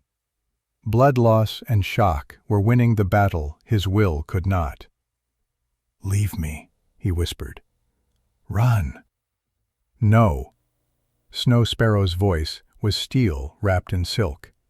"You did not leave me in that saloon. I am not leaving you in this snow." She hooked her arms under his shoulders and pulled. Tobias outweighed her by over 100 pounds, but she moved him anyway, inch by inch, foot by foot, her boots sliding in ice, her breath coming in gasps, her muscles screaming, but she did not stop. The blizzard that had been threatening all day finally arrived in full force. Wind howled down from the peaks. Snow fell so thick it was like being inside a cloud. Visibility dropped to arm's length. The storm that might kill them also hid them, erasing their tracks almost as fast as they were made. Snow Sparrow found the cave more by instinct than memory, guided by some internal compass she did not know she possessed. It was barely more than a crack in the rock face, but it was dry and out of the wind. She dragged Tobias inside, then collapsed beside him, her body finally giving out. For a long moment, they lay in the darkness, listening to their breathing and the howl of the storm. They were alive. Against all odds, they were alive. But Tobias was bleeding. Snow Sparrow was exhausted, and somewhere out in that storm were men who wanted them dead. "Stay with me, Bear," Snow Sparrow whispered. Her hands found his face in the darkness, cold fingers against colder skin. "You stay with me, or I swear I will learn to whistle, just to haunt you." Tobias tried to laugh, but it came out as a cough. "That is a terrible threat." "Then do not make me follow through." She worked by touch and memory, stripping away his blood-soaked shirt, probing the wound with fingers that had been trained in Chinese medicine halls. The bullet had gone clean through the meat of his shoulder, missing bone, but severing something that bled more than it should. She needed to cauterize it, or he would bleed out before dawn. "This is going to hurt," she said, pulling his knife from its sheath. "Everything hurts," Tobias murmured. "Do what you need to do."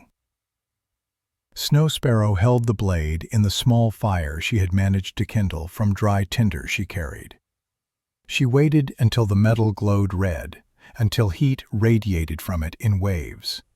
Then she pressed the flat of the blade against the bullet wound, front and back, cauterizing the torn flesh. Tobias screamed. The sound echoed off stone walls and disappeared into the storm. Then he went limp, unconscious from pain and blood loss and exhaustion. Snow Sparrow sat back, the bloody knife still in her hand, and allowed herself one moment of pure terror.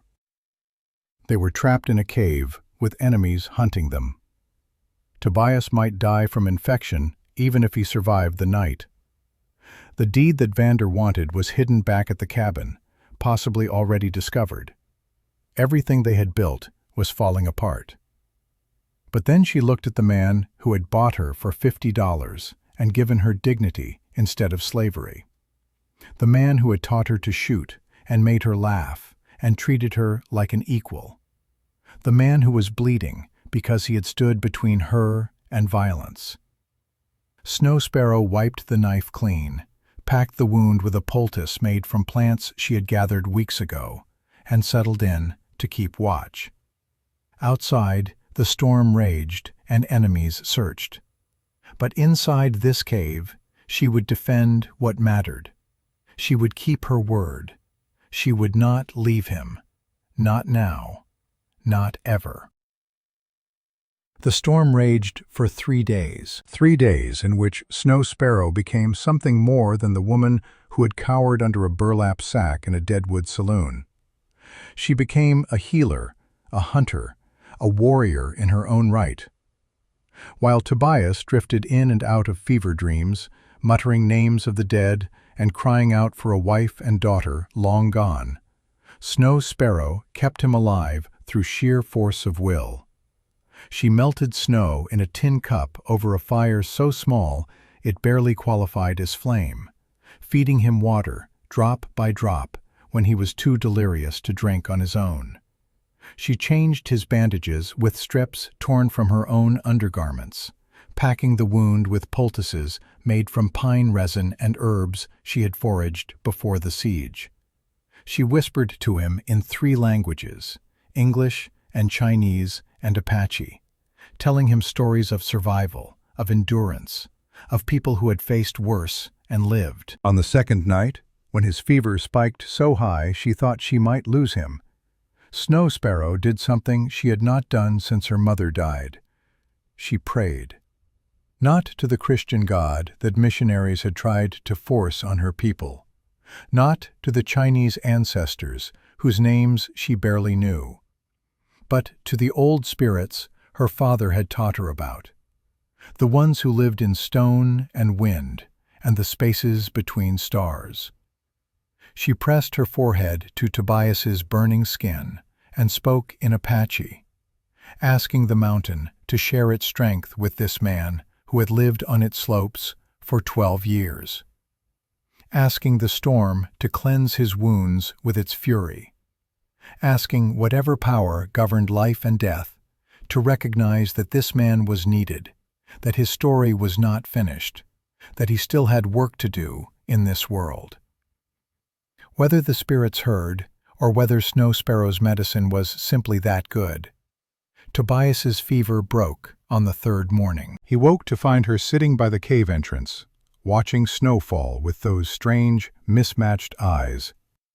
She looked exhausted, dark circles under her eyes, her face gaunt from rationing food so he could have more. "You are still here," he croaked. His throat was raw from screaming during the worst of the fever. Snow Sparrow turned, and the relief that flooded her face was so profound it made her look younger, more vulnerable. "Where else would I go? You are the only person in 3 territories who does not look at me like I am a curse." She helped him sit up, moving with the careful efficiency of someone who had tended many wounds. The pain in his shoulder was still intense, but it was the clean pain of healing, rather than the sick heat of infection. She had saved his life with knowledge passed down through generations of healers, with skills that white doctors would have dismissed as superstition. "How long?" Tobias asked. 3 days. "The storm has kept Vander's men from finding us, but it cannot last forever." She handed him water and a strip of dried venison. "You need to eat. Build strength." While he ate, she told him what she had done, how she had ventured out during brief lulls in the storm, moving through whiteout conditions to check if they were still being hunted, how she had found tracks, always too close, men searching in a grid pattern that would eventually lead them to the cave, how she had carefully erased their own tracks, leading false trails away into deadly terrain. "You could have left," Tobias said, "taken one of their horses, headed for Fort Bridger." "And abandoned the man who bought my freedom?" Snow Sparrow shook her head. "That is not who I am, Bear. My father taught me that debts of honor are the only debts that truly matter. You gave me dignity when the world said I had none. That debt does not expire because things got difficult." On the fourth day, the storm finally broke. Tobias was weak, but mobile, able to stand and walk short distances without assistance. They needed to move, to find allies, to turn this from a siege into a fight they could actually win. But first, they needed to know what they were facing. Snow Sparrow scouted ahead while Tobias rested, moving through the fresh snow with the silence her father had taught her. She returned an hour later with news that curdled his blood. "They burned your cabin," she said quietly. "Nothing left but stone chimney and ashes. They are camped in the ruins, waiting. 3 men, maybe 4. Holloway is still alive. I heard his voice." There was something else, Snow Sparrow added, her voice uncertain. "I saw Holloway standing apart from the others. He was holding something small, turning it over in his hands. When the other men called him, he hid it quickly, like he did not want them to see." Tobias filed that detail away. A crack in the armor, perhaps, or nothing at all. The cabin that had been his home for 12 years. The books that had belonged to Sarah.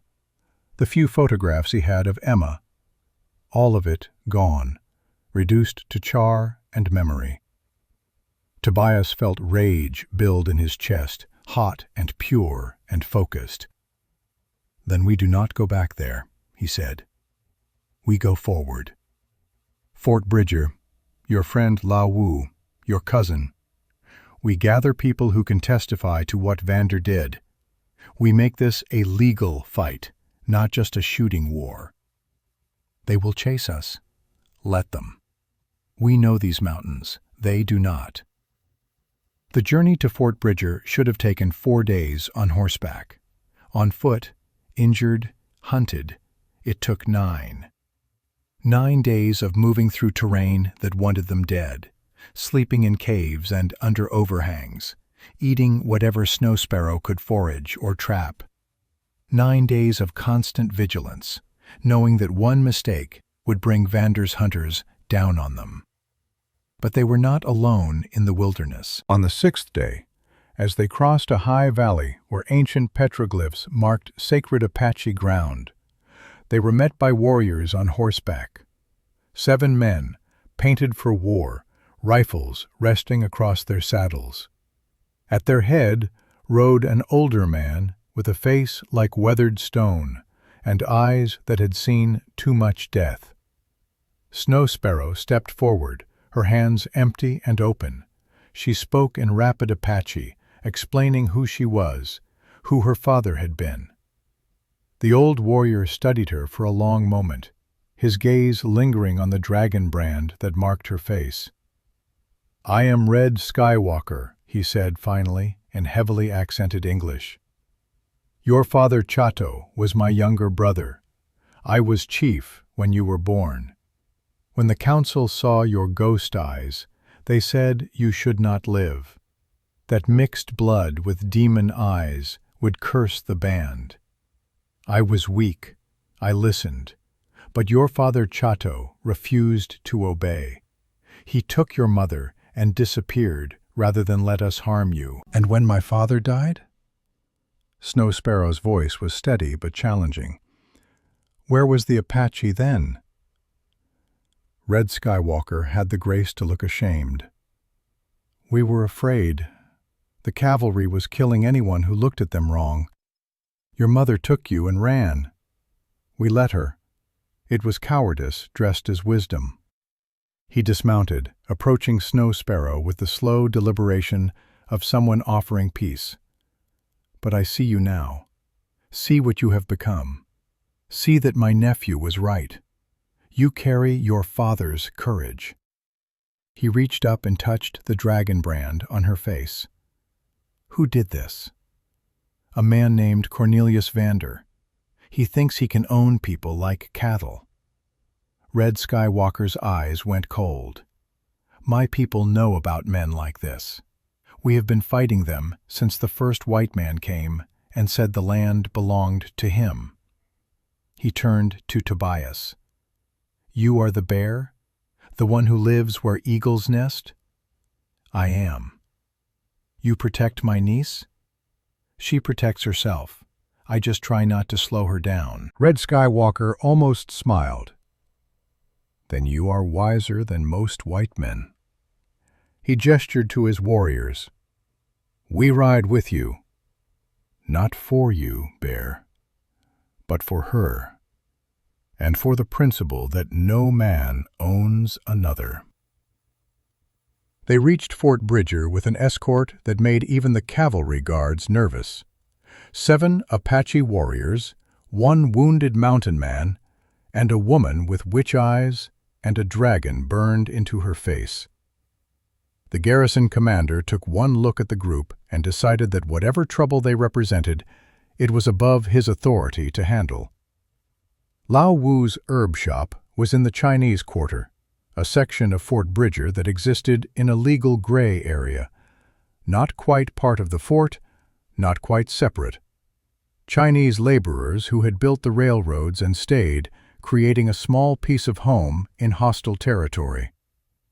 The shop smelled of ginseng and star anise, of dried mushrooms and mysterious roots. Familiar smells that made Snow Sparrow's eyes water with unexpected emotion. Lao Wu emerged from the back room, ancient and bent, with a face like a dried apple and eyes that missed nothing. He saw Snow Sparrow and stopped, his mouth falling open in shock. "Mei Ying," he whispered. "They told me you were dead, that Vander had you killed." Snow Sparrow crossed the room and fell to her knees, pressing her forehead to the old man's hands in the traditional gesture of respect. Lao Wu wept openly, his gnarled fingers touching her face, her hair, the brand that marked her. "What did he do to you, child?" "What men like him always do. He tried to break me." She looked up, her mismatched eyes bright with unshed tears.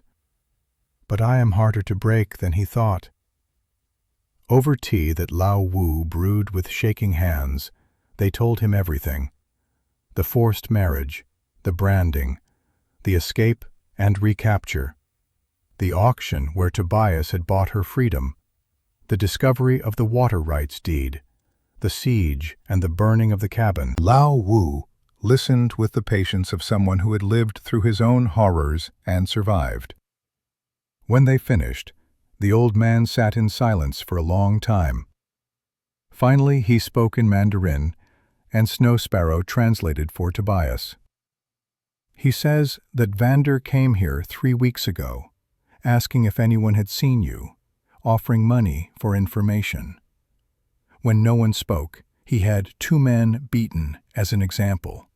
The community is terrified." She paused, listening to Lao Wu continue. "But he also says that fear can only hold people for so long, that there comes a point where the cost of silence becomes higher than the cost of speaking." "Will he testify?" Tobias asked. "Will he stand in front of a judge and tell what he saw?" Lao Wu answered in English this time, his voice frail but determined. "I am 73 years old. I have survived famine, civil war, ocean voyage, and American racism. If I die speaking truth, I die well, better than dying silent." That night, in a room above the herb shop that Lao Wu provided, Tobias and Snow Sparrow made plans. Red Skywalker had sent runners to other Apache bands, calling in warriors who owed debts or simply hated men like Vander. The Chinese community was quietly organizing, passing word through their networks. But what they needed most was the weight of law. Fort Bridger had no judge, no real legal authority beyond the garrison commander who had already proven himself a coward.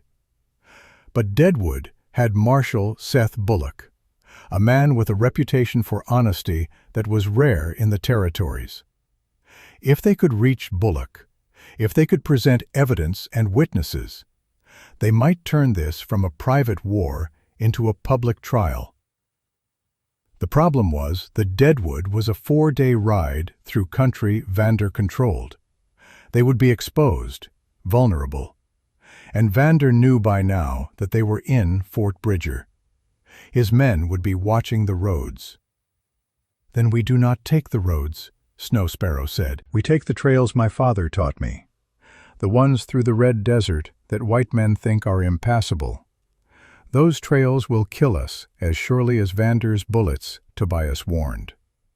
"Maybe, but at least we die free, making the choice ourselves." They left before dawn, traveling with 2 Apache warriors Red Skywalker insisted accompany them. Young men named Naichi and Delgadito, cousins of Snow Sparrow. Through convoluted family connections, she tried to explain, but Tobias could not quite follow. What mattered was that they knew the land, knew how to move unseen, knew how to fight if fighting became necessary. The Red Desert was beautiful and terrible in equal measure. Vast expanses of rust-colored sand dotted with sage and strange rock formations that looked like the ruins of ancient civilizations. No water, no shade, nothing but emptiness and sky and the constant wind that eroded everything to dust eventually. They traveled at night, when the temperature dropped from unbearable to merely miserable. They navigated by stars that Naichi knew by heart, following paths marked by cairns so old no one remembered who had built them.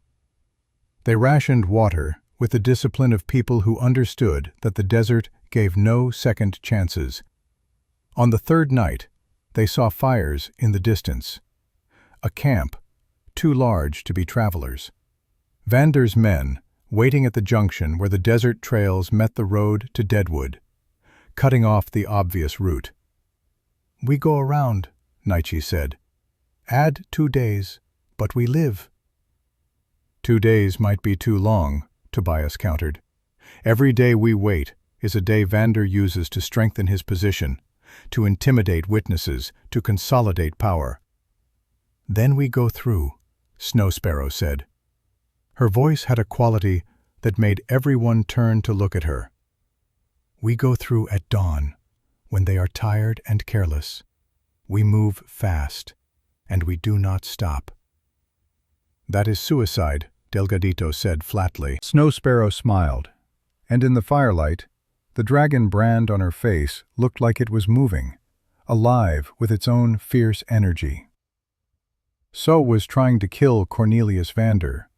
So was surviving 3 days in a cave during a blizzard. So was everything I have done since the day I was born. But I am still here, still fighting, still free. She looked at each of them in turn. "You can come with me, or you can wait. But I am done hiding. I am done running. Vander wants to see the monster he created. Tomorrow he will get his wish." Tobias felt pride surge through him, mixing with fear and something deeper that he was not ready to name. This woman, this rejected bride he had bought with a year's worth of gold dust, had become something extraordinary, not because he had saved her, but because she had saved herself. All he had done was provide the opportunity. "We go at dawn," he said, "and we go together." They came out of the desert, dawn, like ghosts given form. 4 riders pushing their horses to the edge of endurance, racing toward Deadwood with the kind of desperation that comes from knowing your enemies are everywhere. Vander's camp tried to mount pursuit, men scrambling for weapons and horses in the confusion of early morning. But by the time they organized, Snow Sparrow and her companions were already miles ahead, swallowed by the broken country between the Red Desert and the Black Hills. They reached Deadwood 2 hours before noon, their horses lathered and blowing, the riders themselves coated in dust that turned them the same color as the land itself. The town had grown since Tobias had last visited. More permanent structures replacing tents, more people chasing the same impossible dream of easy wealth.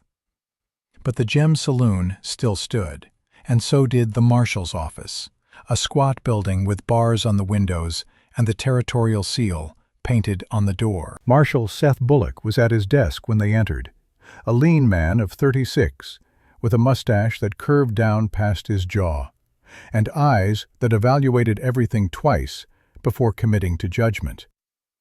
He looked up from paperwork as they filed in, Tobias limping from his shoulder wound, Snow Sparrow with the dragon brand visible for all to see, 2 Apache warriors who had agreed to wait outside, but whose presence was felt nonetheless. "McAllister," Bullock said. His voice carried the flat accent of the upper Midwest. "Heard you were dead. Heard Vander's men burned you out 3 weeks ago." "Tried to," Tobias replied. "We objected." Bullock's gaze shifted to Snow Sparrow, lingering on the brand. "And you would be the woman Vander reported as stolen property. Says you are his legal wife, ran away from lawful marriage, has a warrant sworn out for your return." Snow Sparrow stepped forward, her spine straight, despite exhaustion, despite fear, despite everything. "My name is Mei Ying, also called Snow Sparrow. I am the daughter of Lin Hua and Chateau. I own by right of inheritance 30,000 acres of land and water rights in the Wind River Range. Cornelius Vander did not marry me. He enslaved me. And this," she pointed to the dragon brand, "is what he did when I refused to be his property." The room went silent. Bullock set down his pen with careful precision. "That is a serious accusation. It is the truth, and I have witnesses. Lao Wu of Fort Bridger saw the branding. Red Skywalker's band knows what happened to my father. Dr. Elijah Crane can testify to the medical evidence." She pulled a folded document from inside her coat, the water rights deed that Tobias had hidden in his boot during their escape. "And I have this, proof that Vander's real interest was never marriage. It was theft." Bullock took the deed, examining it with the care of a man who understood that paper could be as dangerous as bullets. "If this is legitimate, and if you can prove Vander forced you into marriage for the purpose of acquiring this property, then we have a case for fraud at minimum, possibly kidnapping, possibly assault with intent to maim. Will you help us?" Tobias asked. Bullock looked at him for a long moment. "I am a federal marshal. My job is to uphold the law, not to take sides.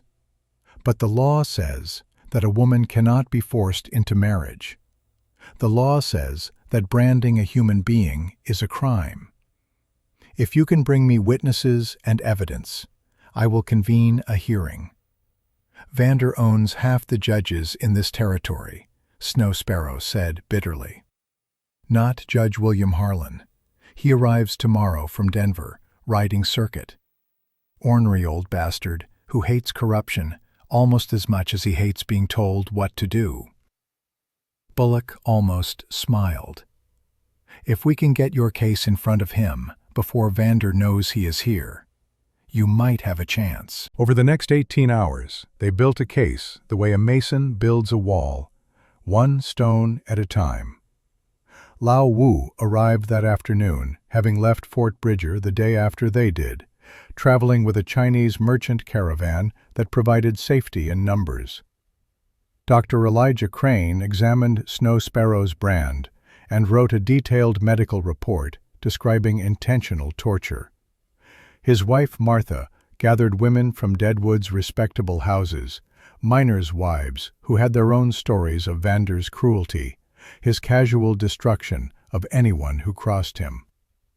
Red Skywalker rode in with 15 warriors, a show of force that made the townspeople nervous, but also made Vander's hired guns think twice about trying anything violent in broad daylight. The Apache elders sat with Marshal Bullock for 2 hours, speaking through Snow Sparrow's translation, explaining what had happened to Chateau, how the cavalry had murdered him for the crime of protecting a Chinese woman, how the system had failed again and again to protect those it deemed less than human. But the most unexpected ally came from within Vander's own organization. Benjamin Holloway appeared at the marshal's office as the sun was setting, hat in hand, face haggard, with something that looked like conscience. He asked to speak with Snow Sparrow privately. Tobias wanted to refuse, but she agreed, meeting Holloway in a back room with Bullock standing guard outside. They were alone for 10 minutes. When Snow Sparrow emerged, her eyes were red, but her voice was steady. "He will testify. He has a daughter, died of fever 5 years ago. She was 24, my age. He said every time he looked at me, he saw her. Saw what men like Vander do to women who have no protection." "Can we trust him?" Tobias asked. "No, but we can use him, and sometimes that is enough." Judge William Harlan arrived on the noon stage, a man of 65, with a white beard stained yellow from tobacco, and eyes that looked like they had been borrowed from a hanging judge. He set up court in the Gem Saloon, the largest indoor space in Deadwood, and made it clear he would tolerate no nonsense from anyone. The hearing began at 2 in the afternoon. The saloon was packed with every person in town who could squeeze through the doors. Miners and merchants, prostitutes and preachers, Chinese laborers and Apache observers. The air was thick with body heat and anticipation, and the sense that something important was happening, something that might tip the balance of power in the territory.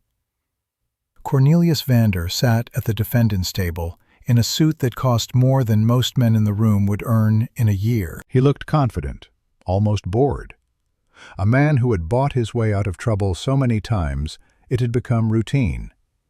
Behind him sat 3 lawyers and a dozen hired guns, the message clear. He had resources. He had power. This was all theater that would end the way it always ended. But across from him sat Snow Sparrow in a simple dress that Martha Crane had provided, her hair pulled back to make the dragon brand clearly visible, her mismatched eyes fixed on Vander with an intensity that made several jury members shift uncomfortably. Beside her sat Tobias, still healing but present, and behind them an entire community that had decided enough was enough. Judge Harlan banged his gavel hard enough to crack wood.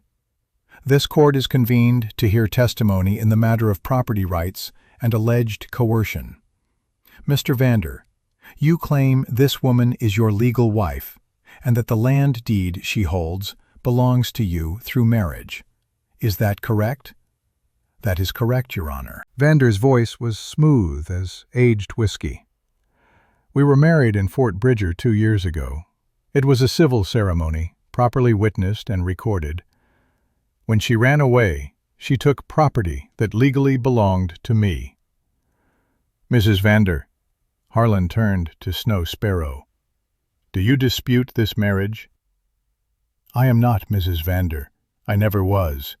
I am Snow Sparrow, and that man forced me into a ceremony at gunpoint after threatening to burn down the Chinese quarter of Fort Bridger.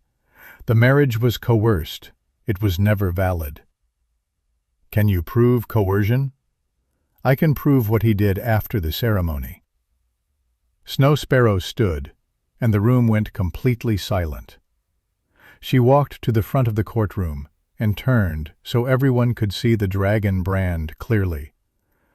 This is what Cornelius Vander did to me on our supposed wedding night. He heated an iron and pressed it into my face. He said he was branding his cattle, that I needed to understand what I had become. The crowd erupted. Shouts of outrage, mixed with denials from Vander's supporters. Judge Harlan hammered his gavel repeatedly until order was restored. "That is a serious allegation. Do you have witnesses to this branding?" Lao Wu stood, ancient and dignified. "I heard her screaming from my shop below Vander's room. I heard him laughing. When she escaped 3 days later, I saw the wound, fresh, infected, the mark of deliberate cruelty." Dr. Crane presented his medical report, explaining in clinical detail how the brand had been applied, the depth of the burn, the precision that spoke of intentional torture rather than accident. Martha Crane spoke of the psychological damage, the nightmares, the way Snow Sparrow flinched at sudden movements. Then Holloway took the stand, and the room went deadly quiet. Vander's foreman, his right hand, was about to betray him. Holloway did not look at his former employer as he spoke. "I was there when Vander planned it. He told me he needed the water rights, that the Chinese girl was the only obstacle. He said he would marry her and break her until she signed everything over. He said if breaking her took too long, he would just kill her and make it look like an accident." He looked at Snow Sparrow. "I am sorry. I should have stopped him, but I was a coward."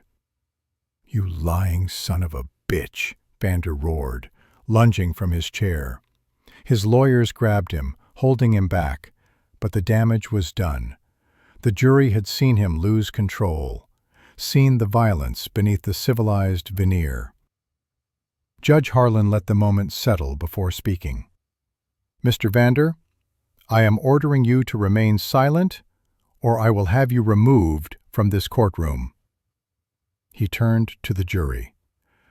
"Gentlemen, you have heard testimony that this marriage was coerced through threats of violence. You have heard medical evidence of torture. You have heard from a witness within the defendant's own organization. The question before you is simple. Was this a valid marriage, or was it slavery dressed in legal paper?" The jury deliberated for 30 minutes. When they returned, the foreman was a miner named Patterson, who had once asked Vander for a raise and been blacklisted from every operation in the territory. His voice shook slightly, but his words were clear.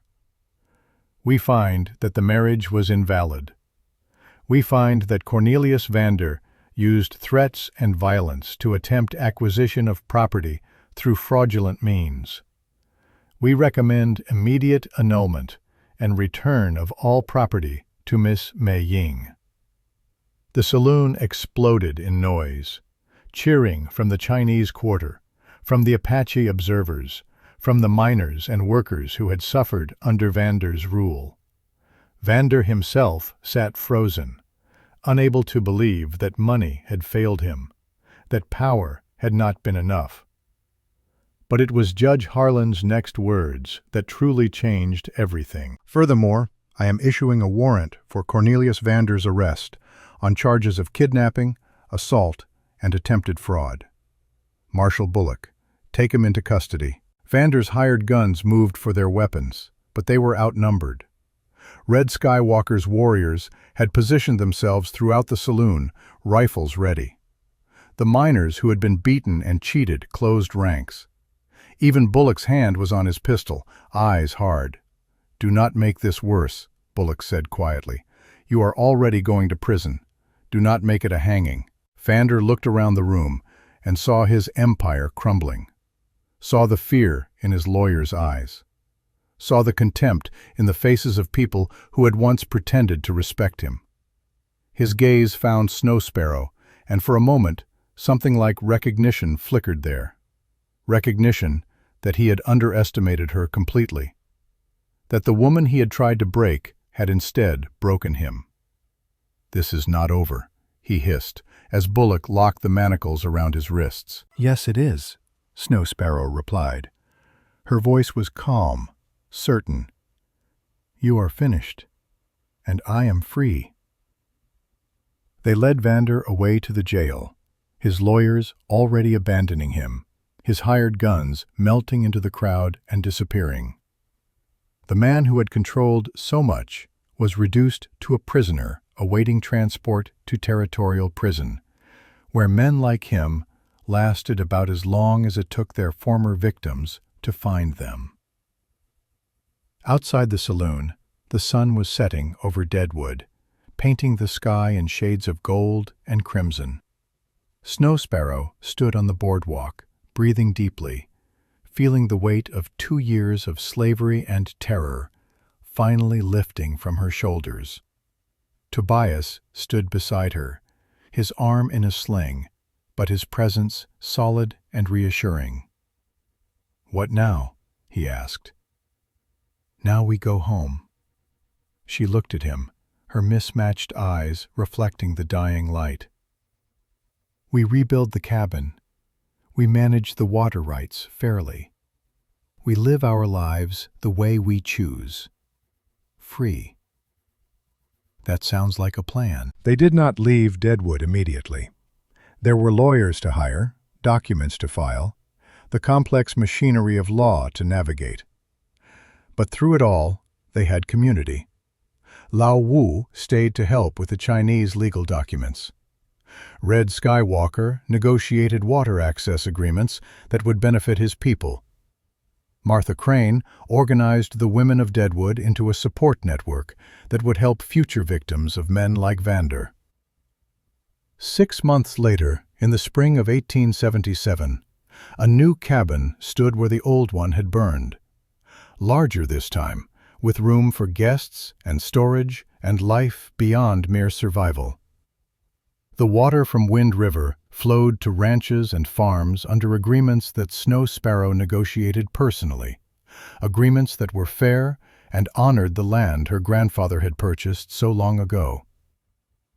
Tobias McAllister, the mountain man called Bear, found himself building not just a cabin, but a community. People came to Snow Sparrow Springs, as the place was now called, seeking her wisdom as a healer, her fairness as a landowner, her story as inspiration. And beside her through all of it was the man who had paid $50 for her freedom and received something far more valuable in return. On a warm June evening, they sat on the porch of their new home, watching the sun set over mountains that had witnessed so much pain and survival. Snow Sparrow's hand rested in Tobias's, their fingers intertwined, neither needing to speak to communicate everything that mattered. A rider approached from the valley below, and Snow Sparrow recognized Naichi, her Apache cousin. He dismounted and approached with a smile, holding out a small bundle wrapped in soft deerskin. "From Red Skywalker," he said. "A gift."